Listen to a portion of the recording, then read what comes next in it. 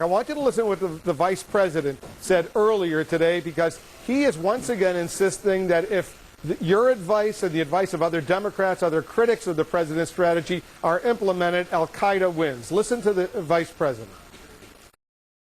When members speak not of victory but of time limits, deadlines, or other arbitrary measures, they're telling the enemy simply to watch the clock and wait us out. Senator, if you could sit down with the Vice President and have a direct one-on-one meeting with him, what would you say to him? Where the hell were you in the Vietnam War? If you would have gone to Vietnam like the rest of us, maybe you would have learned something about war.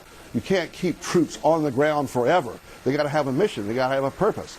You can't keep sending them back and back and back with no mission and no purpose. As a matter of fact, the real enemy is al-Qaeda. It's al-Qaeda stupid. It's not in Iraq. That's why we have to withdraw the ground forces there, settle Iraq with a diplomatic solution, and go after al-Qaeda. That's what we should have been doing for the last 4 years. Instead, this administration and this Vice President and this President wants to send more troops to Iraq. Unbelievable. And what would you say to the President? You screwed up royally when you said 4 years ago, major combat over, mission accomplished, bring them on.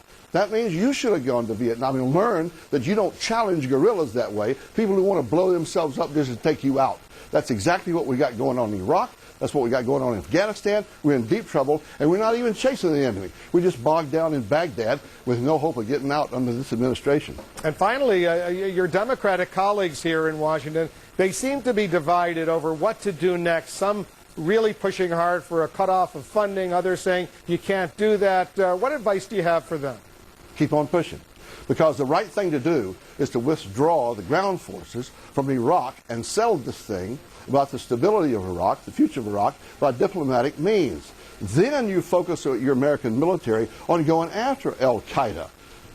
Go after them in Afghanistan. Go after them in northwestern Pakistan. Go after them where they are. They're morphing into 60 different nations around the globe.